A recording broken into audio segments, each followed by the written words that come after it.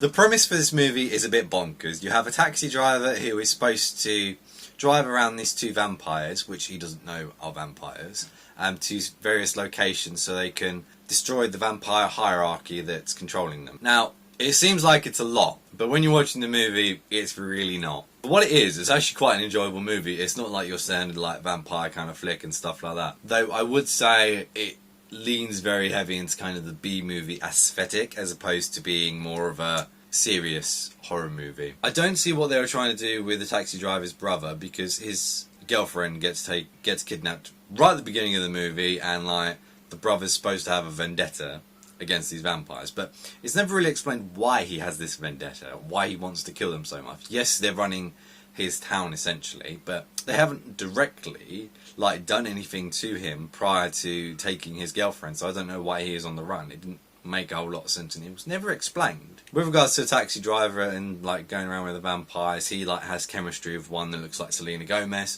Throughout all of the movie, I literally thought it was Selena Gomez until the title card at the end told me it wasn't, and I was like, okay. But yeah, the stuff with them is interesting. You know, he catches the two vampires feeding in this like lustrous hotel. He freaks out. He tries to escape. He can't escape because they're faster than him, they're stronger than him, etc., etc. He's stuck with them, so he has to keep on driving them around. Meanwhile, he's kind of developing feelings for one of them, even though he's very aware that she could kill him at any point.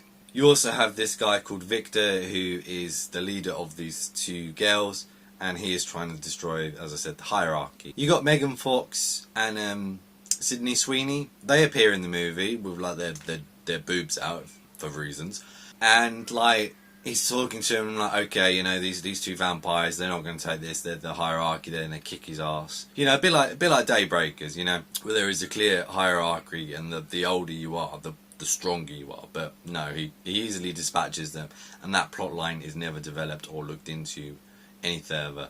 I do like the movie, but it's not necessarily something I'd say, oh my word, you must check this out, because it is a really, really good flick. It's something that I would watch to pass time, and being it's on Netflix, it's easily accessible.